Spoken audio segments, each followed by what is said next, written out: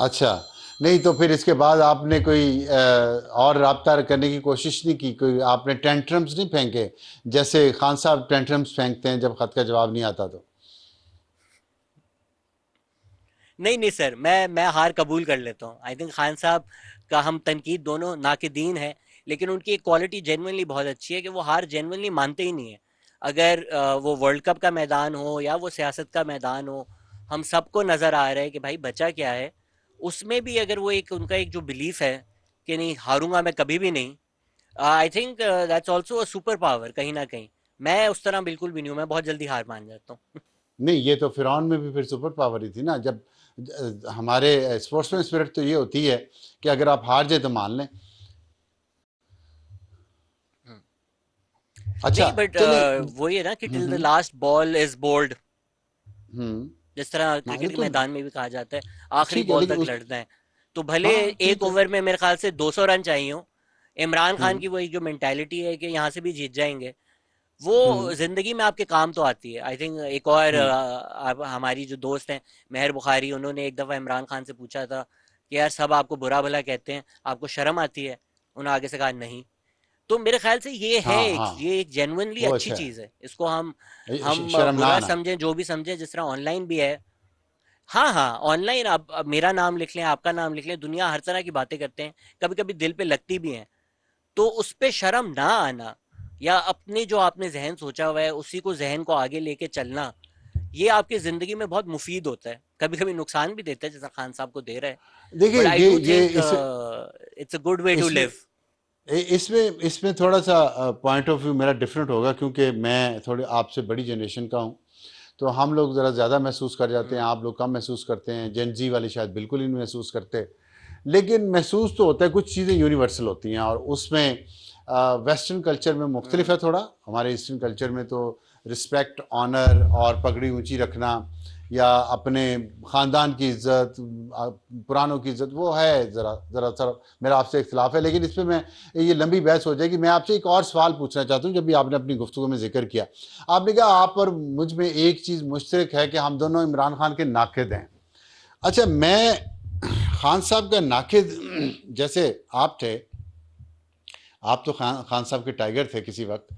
तो मैं खान साहब का टाइगर तो नहीं था, लेकिन मैंने खान साहब को मैं सपोर्ट करता था किसी वक्त, जब उन्होंने ब्राउन साहब का नारा लगाया, क्योंकि हम तो जले हुए थे ब्राउन साहब के। और फिर ब्राउन, हमने कहा यार ये बंदा आया ना।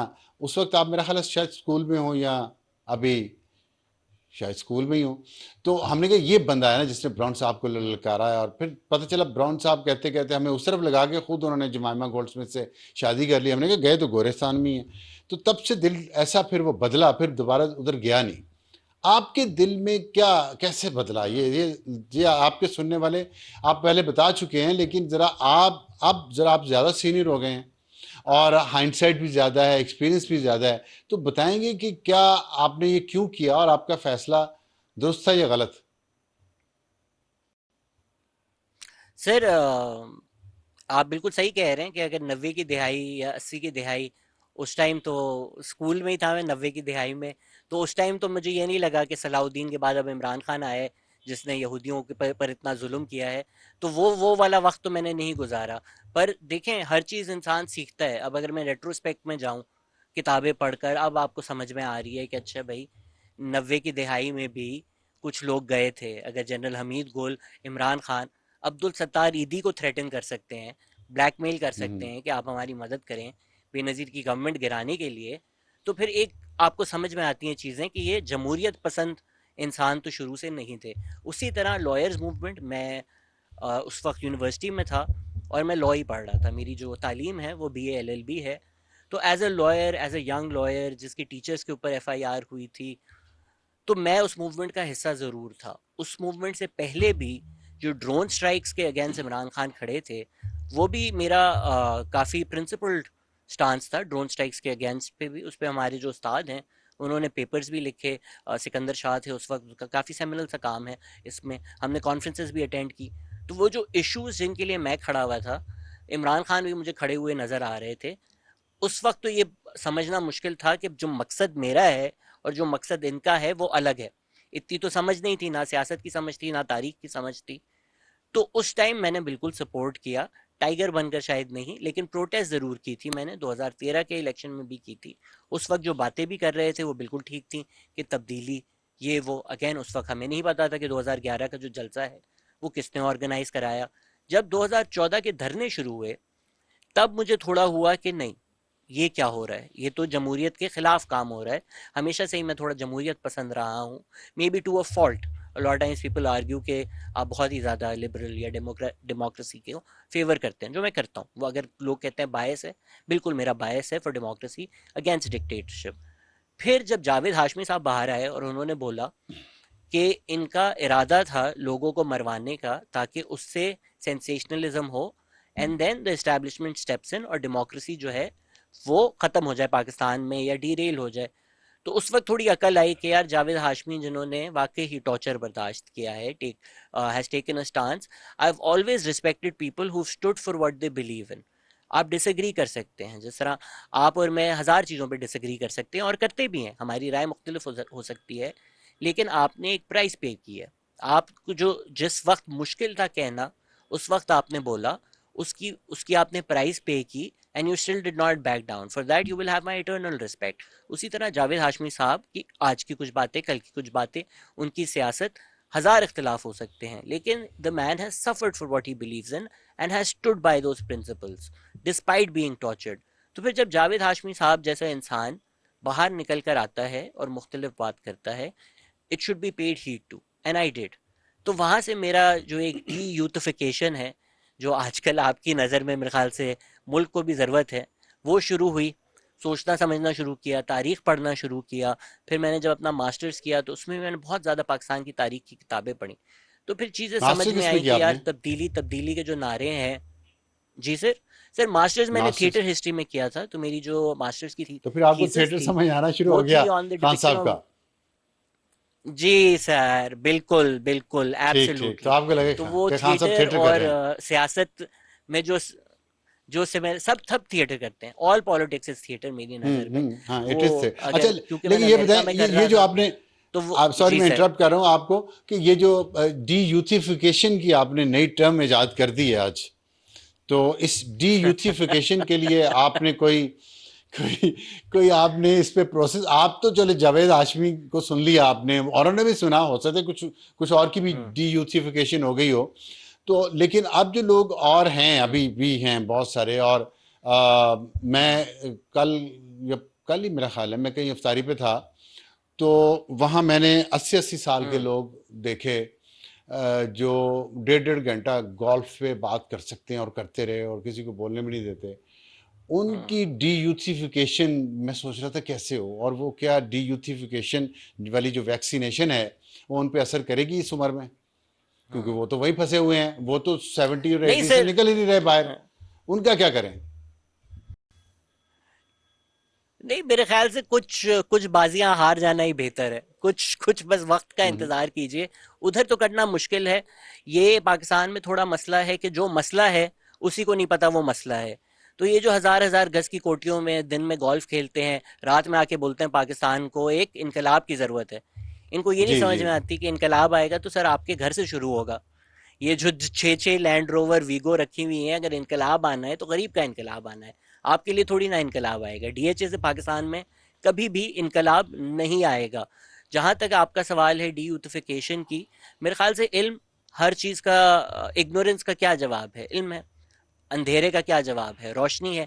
इस वक्त ग्रॉक एआई आ गया है, तो आपने भी ट्विटर पे देखा होगा, कई लोग अगर पीटीआई के बारे में सवाल पूछते हैं, इमरान खान के बारे में सवाल पूछते हैं, तो ग्रॉक एआई जो है वो सही जवाब दे देता है या सच बता देता है।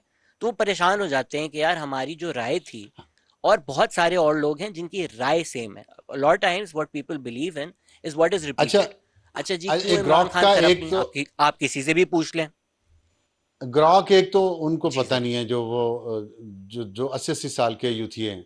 दूसरी बात यह है कि ग्राहक पे पिछले दिनों आपने भी हम्म। शायद देखा होगा, लोगों ने इमरान खान के बारे में सवाल पूछे, बहुत सारे लोगों ने, और ग्राहक ने उस पर जो हम्म। जवाब दिए हैं, उस पर जो ग्राहक को गालियां पड़ी हैं, उससे आपको थोड़ा सुकून हुआ हम्म। कि चलो यार, अगर ग्राहक को गालियां पड़ सकती हैं तो हम तो फिर इंसान हैं। वो अब ये जो माइंडसेट है, ये बिल्कुल। माइंडसेट जो ग्राहक को गालियां देता है, ठीक है, कि हम्म। तू सच क्यों बता रहा है। जब साइंस और टेक्नोलॉजी को और हम्म। आर्टिफिशियल इंटेलिजेंस को गालियां देना शुरू करते हैं, वो यूथिया जो बाहर बैठे हैं, जिन्होंने यूरोप हम्म। देखा, अमेरिका देखा, और उसके उसके सम्राट जो हैं वो भी समेट रहे हैं इसमें।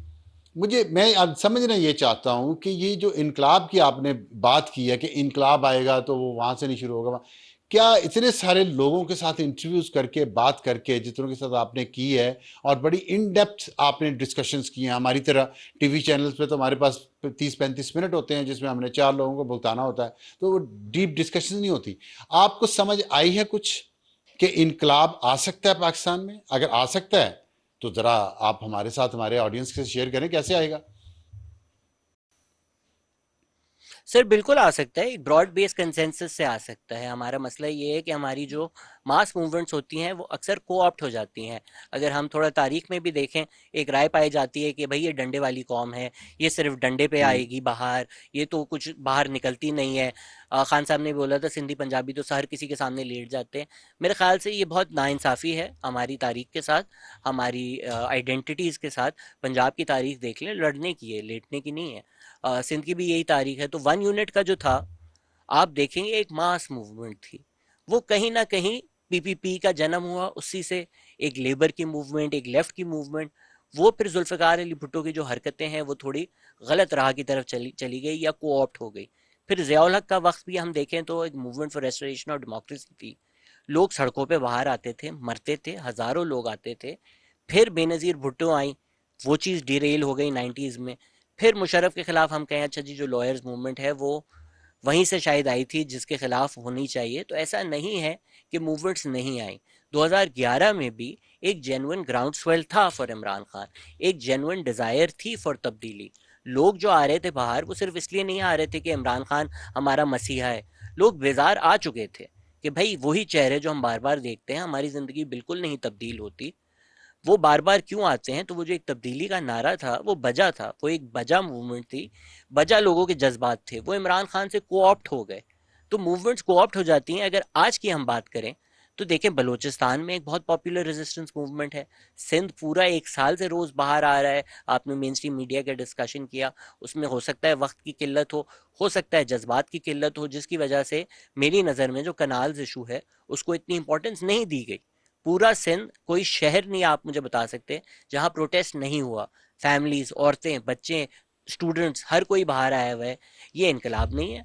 और ये इनकलाब जो हम समझते हैं कि दायरा इतना मजबूत है जिसको कोई कुछ नहीं कर सकता, they are now in a tough spot. ये कनाल्स नहीं, बना